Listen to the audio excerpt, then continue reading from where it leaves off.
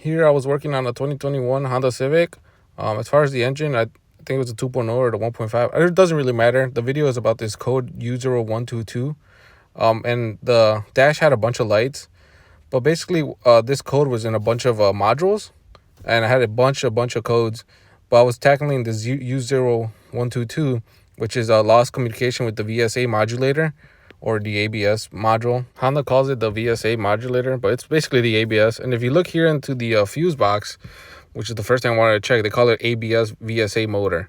And that's the first thing I wanted to check to see if there's something wrong with the fuse maybe.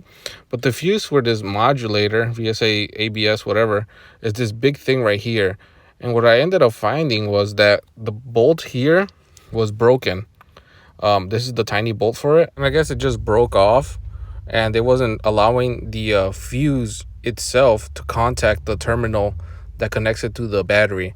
So these big fuses have these copper terminals, as you can see that it's beneath that bolt, that copper like tab, and that copper tab is screwed down by this bolt, and it allows it to make contact to another tab at the bottom of it that's connected to the battery.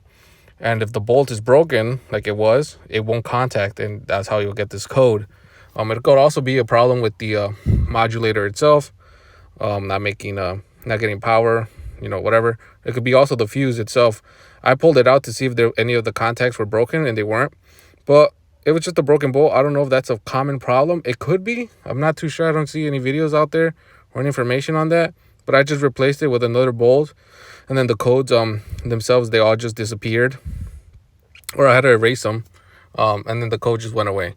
So yeah, if you have this code, maybe look into that to see if you have that broken bolt. The bolt was still on top of it. But when I touched it, I noticed that it was actually broken. And then I just used the left hand reverse drill bit to extract the broken bolt inside of it. So yeah, if you have any questions, just let me know.